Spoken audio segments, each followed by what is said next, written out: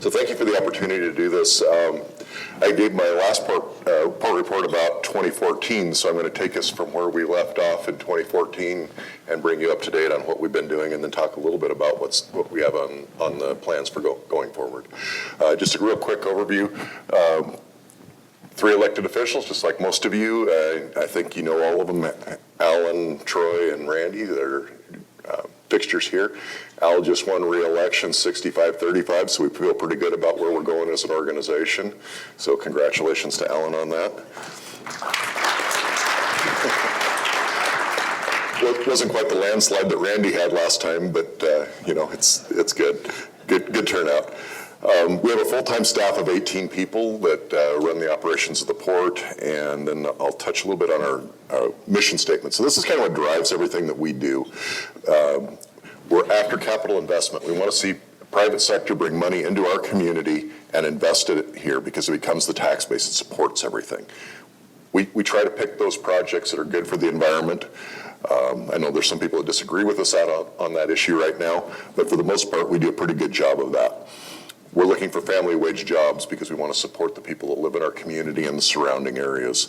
And then one of the things that we really have focused on a little bit more lately is the public recreation and tourism sector of our community, because it's kind of like the dividend of the community. It's what makes the quality a place where we live, and it's something that we've done a lot of lately. And there's some good statistics and studies that back up that having a good industrial or business area that's complemented by a really high quality tourism and recreation area really creates a quality of place in a successful community. So at the end of the day, it's all about making our community a better place. Just some quick facts about us. We're about 1,200 acres. We run about 6 miles of shoreline in the Columbia River, 4 deep draft marine terminals. 2 of those are grain. 1 handles primarily steel, but it's a break bulk terminal, and 1 bulk chemical terminal that's on private property. In 2018, we were 14 million tons of cargo overall in and outbound, primarily outbound wheat, corn, and soy. About 35 businesses located in our industrial area. That varies all of the time, so I just say about. And there's just a quick list of some of the folks that are in our area there on that list. Overall, we're somewhere around 1,200, 1,250 jobs based in our business park area. So we're pretty active down in that area, and we're a net employer in our community. We had an economic impact study done of our port a while back. Kind of the key takeaway is the total employment effect. While we had 1,200 or so locally employed, it has a multiplier effect out to about 4,700 in the surrounding areas and associated businesses, and about a $3.1 billion impact to the overall economy of the state of Washington. So this is kind of a breakdown or a layout of our facilities. About 6 miles on the waterfront from the Temco grain elevator here on the south end all the way through to Steelscape, steel processing facility on the north end. The blue line running through is I-5, the orange line is BNSF, and the water out front is the Columbia River Deep Draft Navigation Channel, so it's pretty easy to figure out what makes us successful. Randy always tells me if I had that kind of property located next to all 3 of those things, it's no wonder you're able to make money doing what you're doing. Tries to keep us humble. So what I thought I'd do is start in 2014 and run forward with some of the projects that we've had going on. But the key takeaway on this slide right here is that in that period of time, we've spent right around $72 million on capital infrastructure and land acquisitions during that period from 2014 to today. And we're going to touch on a few of those here. One of our initiatives is actually kind of fun. It doesn't involve capital, but we started developing a career day with our high school. You can see some of the partners that are here in this room. I picked these photos out to show who you are. Schwabe and ELS and Berger ABM now at WSP came out and talked to our kids in our community about career opportunities that exist right within their own community. And we had about 30 businesses that helped with that. The best thing that we did, though, is we put the teachers on a bus and took them through some of the businesses. And we dispelled some of the closely held beliefs that they had about what industry looked like. They expected a dirty industry. They expected something that was not terribly technologically advanced. We put them through some of our best businesses, and it really changed their impressions. They also found out that their teacher salaries are quite a bit lower than those salaries for those blue-collar guys inside those places. And it really opened some eyes for a lot of those teachers about what they need to be telling their kids that they need to be thinking about. If you're not going to go to college, and even if you are, you might want to look at those businesses because there's opportunities for both. And so that's been a really successful thing for us over the last few years. One of our recreation things that we did, it was part of an overall development of what we call our Eastport, or it's a business park that we're working on, is we had to relocate the community's fairgrounds and soccer fields. And so in the course of doing that, we bought a piece of property from the family called Haydu. That's how we ended up with the name. They actually gave us $100,000 of the purchase price back to put their family name on it. So we took that. So it's a great sport complex. Altogether, it's about 45 acres in size. The improved area is about 25. And so there's fishing access, there's basketball, tennis courts, 3 full-size soccer fields that also get used for youth football, coached right here, and then baseball. And we just partnered with our high school to enlarge one of those fields so that they could play high school baseball on it, because they ran out of funds as they were trying to remodel their schools. They needed a space to play ball, so we worked with them to do that. In that period of time, we also built 2 warehouses for our big tenant Steelscape. So two different types of warehouses. The 17,000 square foot warehouse was for paint storage. It actually has climate control in it because the paint needed to be kept at a certain temperature. So it actually had liquid heating in the floor as part of that project to keep everything going. And then there's a 45,000 square foot warehouse to store the finished product. They have a really unique architectural paint job that they've been adding to their products, so that the need for additional paint colors was there, and the additional storage for those finished products. So they can make a piece of steel look like it's already rusted. They can make it look like granite. They can make it look like wood grain. Some really beautiful work that they're doing there that's been a lot of fun, and we've been able to support them in that. We also built a new admin office and an interpretive center that's part of that. We'd definitely outgrown the space that we were in and desperately needed more for our admin work. The lower right-hand corner is the commission meeting room, and then the interpretive center is talking about the transportation history of our community, because it's all built around the beginning. We were built by the Northern Pacific Railway back in 1870. Randy actually lives in the old railroad hospital that was built like 1872. I think that's right. One of the few buildings still left from our original community. This is a project we finished up fairly recently. It's 120,000 square feet under roof. About 10,000 of that is just an awning. But we have 4 clients that went into that just recently. One of them is a roll former that takes the product from Steelscape and turns it into roofing and siding and gutters and all of the packages that you need for a home. The business right next to them provides the fasteners that attach all of that metal to the buildings, so they can put together a complete package on a truck and ship it out to your building site. Adjacent to them, we recently signed a lease with a company called Quadco. They're actually a Komatsu dealership and provide services and training for Komatsu products. And then Cowlitz Container is a food packaging. They die cut and build cardboard containers for food. So we built that, and within a year we had it filled. The first 2 clients were in there before we even started the construction, and then we added the last 2 just in the last few weeks, and we're actually building out office space for them as we speak. One of our other major projects was working with the McMenamins Corporation to build a hotel and restaurant on our waterfront. It's actually modeled after the Pioneer Inn in Lahaina, Maui, because Kalama should be pronounced Kalama. It's a Hawaiian name, and it was named for a gentleman that moved to the area, to the Pacific Northwest with the Hudson's Bay Company in the 1830s, and he landed in our area, and that's how we ended up with the town's name. We actually have a 40-room hotel, a full restaurant, brewery, and a little the Ailes Point Pub, which is just down the walkway a little bit. That's actually really popular with the locals, I think, more than anybody else, because it gets away from all of the rest of the folks that come to visit us. It's been extremely successful. We built the shell and the exterior improvements. They came in and did all of the finish work on it. So we took it to fire-rated drywall, and then they did the rest, finished plumbing, finished electrical, and all of that. So that just opened in April of 2018. Some of the other recreation waterfront projects that went on around this was to develop a parking lot, because we needed more parking after we opened the McMenamins doors. There was additional 115 parking spaces there. And then we built an amphitheater for an entertainment venue adjacent in a part of the park that really didn't get used much.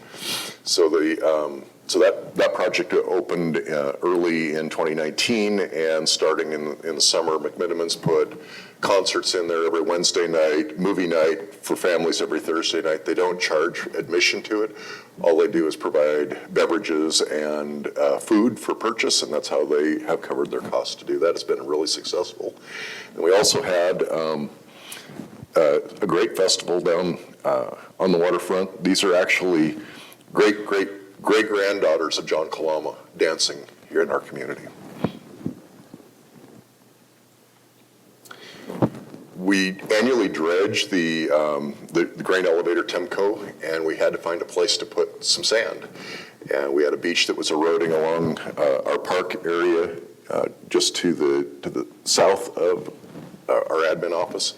And we started building that beach, and then we continued it on up our downstream to the north towards our offices and out in front of McMenamins. So we built about 3,300 feet of beach using those dredge spoils. It took us about 3 years of effort to get all of that sand placed over that period of time. But it has really changed the feel of those parks. Before they were, one area was sand, but it had been eroding, and we were actually starting to lose park space because of it. We rebuilt that beach, and then we covered a bunch of riprap with the sand, so now you can walk directly out of the park and right down onto the beach and right to the edge of the water. So it's been a really nice add for this. This is more Kalama family.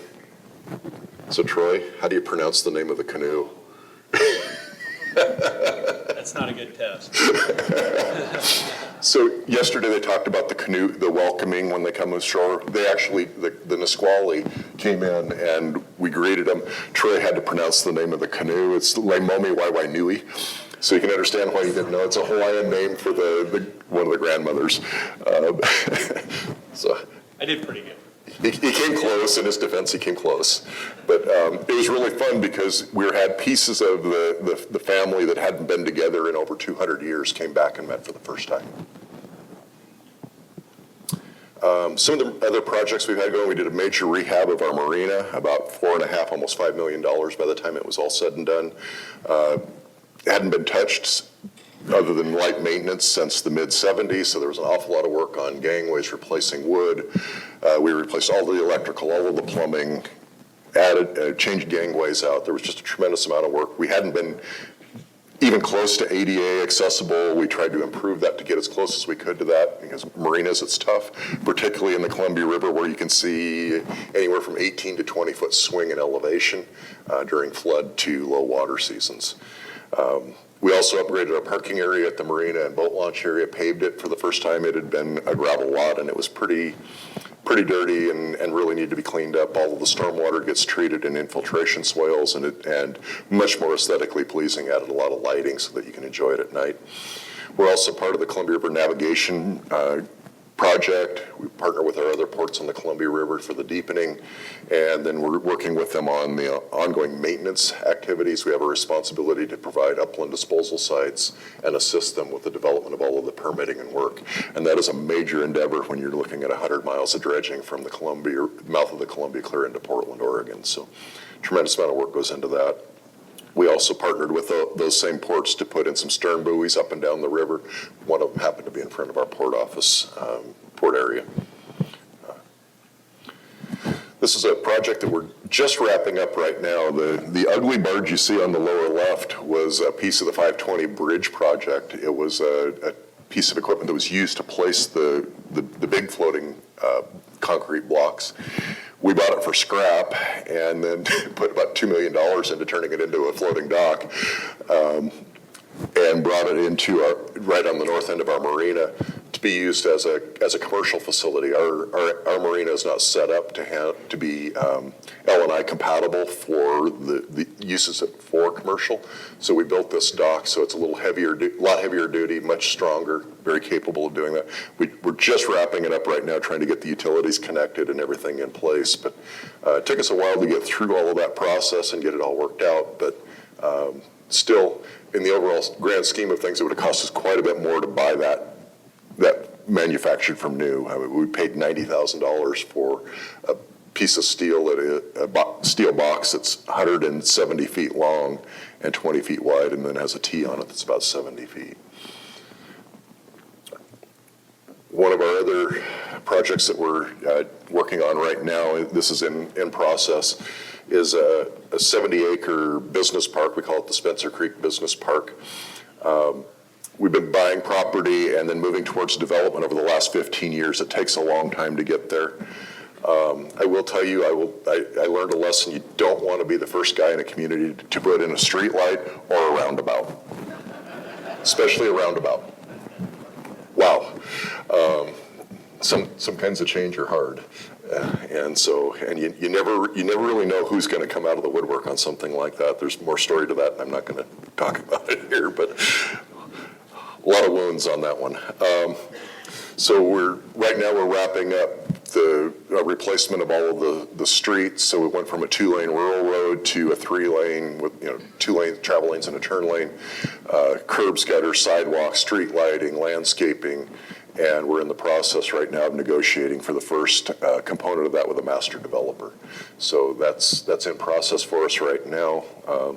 It's been a long time coming to start getting to this, but it's really, I think, going to be a game changer for our community. We annexed it into the city so that the city could get a lot of the benefit from it. Probably 2/3 of our heavy industrial is outside the city limits of Kalama, so they don't benefit from that tax base. So we annexed in bare ground and started developing it so the county didn't lose tax base. They just lost the opportunity for future tax base. It was the best compromise we could get to without really offending a whole bunch of other people. Just a quick breakdown of what our in-plan model shows. Expect somewhere around 900 jobs in that area. That might be a little bit high. We won't know until we get there, though. And an economic output of over $300 million a year from that space. And then there's the big project that we've got going on. It's been going on since the last time I gave this update, and we're still permitting. Northwest Innovation Works is an international company that wants to build a conversion facility that takes natural gas and turns it into methanol. Methanol is wood alcohol. It is the building block of everything synthetic that we have, from our clothing to the carpet to the computers that you have in front of you. So it's a fundamental product, and it's produced all around the world and used for a whole variety of different things, including your windshield wiper fluid is maybe upwards of 50%. So this company wants to build this facility on leased property from us, $1.8 billion. That's that almost triples our tax base in Kalama, and it's about 20% of the value of the entire county. So when you talk about tax base and when you look at our mission statement about tax base, it's a huge win for us. Creates 200 full-time jobs and moves cargo over the dock. About 3.5 million tons of cargo would cross our docks. Our responsibility in this is to provide infrastructure, so we would provide the dock, a water supply system, and roads into the facility. We're working through that, the preliminary engineering, getting that queued up. But the big challenge right now has been working through the permitting process. We cross the finish line, and then we'd find it gets moved. Right now, we actually have received all of our permits. There's one that needs to be reaffirmed by the Department of Ecology, and they're delaying that affirmation right now. We'll continue to work through that. The environmental community has appealed the existing shoreline permit and the supplemental environmental impact statement. They have also just last week appealed the core decision on the 404, and the NOAA consultation. So we've moved out of the permitting realm, and we're now in the into the lawsuit and defense realm, and that'll be going on for a while. We'll see how that all plays out. Nobody really knows how that goes. We feel like we've got a good shot at it. It's a huge win for our community from a jobs perspective, and I got to tell you, it's a really clean project. If you look at the impact from it, it's a net reduction globally of 10 million tons of carbon to the atmosphere annually to do this project, and we're still fighting it. So we continue to press forward on it. Alan's election was touted by the environmental community as a referendum on the methanol plant, and he won 65 to 35. It's no longer a referendum on the methanol plant. That narrative shifted really quickly, but we're going to just continue to work through it. And here's the kind of economic impact that you're talking about. $1.3 billion a year in local impacts to the economy in our region, in our area. 2020 will be our centennial. We'll be 100 years old, and it's a pretty exciting time for us to go through it. We're still working on the program. I'd hope to have a little more detail on this slide to tell you about the things that we're doing, but our communications manager said, I'm not ready for that yet. Don't promise anything you can't deliver. So all I can tell you is we're going to have a family-related event in the summer of 2020, probably around the end of July. I expect we'll have some other things go on in the meantime. We will also have some social media work that we're going to do during that period of time. The interesting thing is Kalama was founded by the Northern Pacific in 1870, so it's their 150th anniversary in our community. So we have two different kind of things that are going on in that regard. Randy's favorite project is the acquisition of a locomotive. This is a Northern Pacific locomotive built in 1917. We're going to put it in our interpretive center. So the track you see on the right side is our space in the interpretive center that was set up for a locomotive when we had the opportunity to acquire it. Since the town was built by the Northern Pacific, we really want to be able to tell that story of the Transcontinental Railroad and its impact on not only on us, but ultimately ended up here in Tacoma, as we heard about at lunchtime. So we were part of that whole thing. We were a community that had one family in it in 1870 when the railroad came to town. By 1871, there were 3,500 people in our community. That's more than we have today. And so that's how big of a boom town we were, and then we were bust within 10 years after that. So it was a really interesting story of our history. So we've got to move this locomotive. It's almost 450,000 pounds in total. We've got a company that actually specializes in moving old locomotives. Who knew there was such a thing? We hope to have it installed in the middle of January. It's going to be an interesting. What's that? Not operating? It does not operate, no. No, to make a locomotive like that operational is about $5 million. Is what they figure. So it's just not worth it. The federal government does not like steam boilers, especially mobile ones. One of the other challenges that we have is we inherited 4 totem poles that were put on our waterfront back in the mid-'70s when the marina was built and the parks were built, and the Chamber of Commerce had leased those, and then somewhere along the way we ended up leasing those.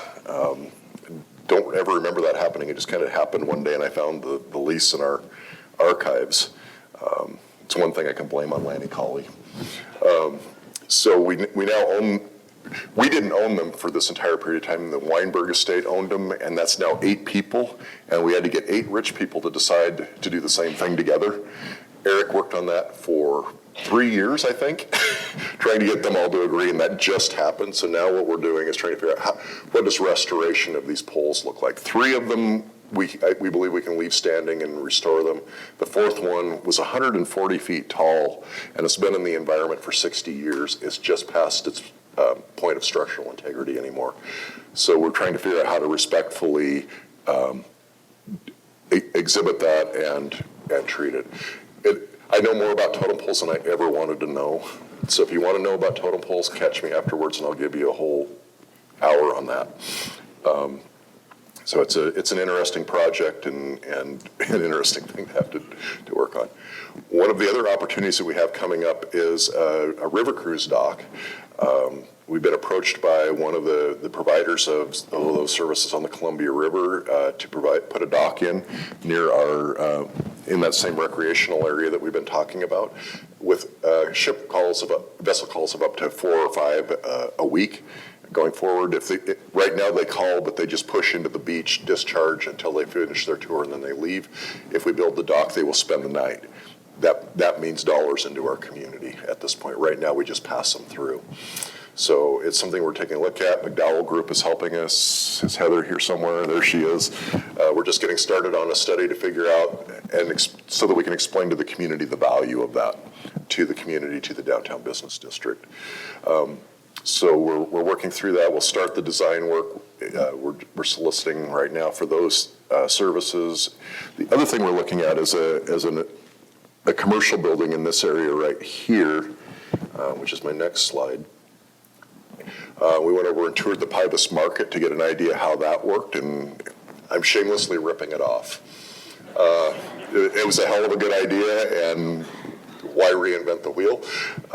The one twist to it that we are looking at is a second floor. McMinimans actually came to us and said, we don't have enough hotel rooms in our space. We would like to talk to you about more hotel rooms. We just added we're looking at adding a floor to that. That'll give us our anchor tenant to kind of make this thing very feasible to do. The ground floor we would like to do just like they've done in the Pybus Market to create that kind of a space. So I think it's got a good opportunity. Heather's going to tell me why I'm wrong about that, and see what else we can work out and how we can do it really smart and make it happen. One of the other challenges we have is our waterfront is separated. You saw the slide with the railroad and the highway. It runs right between the port's waterfront and the downtown. We have this existing pedestrian bridge to get back and forth. To say it's not ADA compatible is an understatement. It's not really compatible for anybody that just wants to walk. It's not bad going up, but coming down, you can see it's a straight shot all the way down, and it's about a 30-foot drop. And it's really daunting when you turn around and come down there. The steps are actually graded, so you can see between your feet clear to the ground, and it's really an uncomfortable place to be. So we're looking at some options for trying to upgrade that and make it ADA compatible. That means 2 elevators because we don't have any space in that area up and down both sides. So a lot of work going on that. We're also working with the city to put a joint parking lot on the city side of the railroad tracks so that we can jointly share that as an overflow parking for the different events that go on in the different spaces. We will start design on another industrial park building like the one that we had completed earlier, late last year, start that design work and then move towards construction, hopefully later this year, late 2020, depending on the economy. We'll get that started. And then one of the last projects we're working on right now is the acquisition of a piece of property to expand the rail yard for the Temco grain elevator. The piece of property has been contaminated by the previous owner of it. We've got a lot of work to figure out how to establish the indemnity. We've got a lot of smart people trying to figure out how to transfer that because it's gone from the original owner that made the mess through several other corporations to where it is now, and I've got to figure out how to get that squared away. Our friends at FIMSIB have helped us out with some of the funding to support that as part of the right-of-way acquisition for the expansion of that rail to help free up more mainline rail traffic through the community. So thank you once again to FIMSIB for all of their help on that project. Yes, you're valuable to us. This will be the 3rd project, I believe, with FIMSIB that has done some really great stuff. They built the bridge helped us build the bridge into our industrial park where these 2 industrial buildings are going, and a wine bottle manufacturing plant that exists, and they helped us start the expansion of the Temco grain elevator. So. And that's it. That's all we've been doing for the last little bit.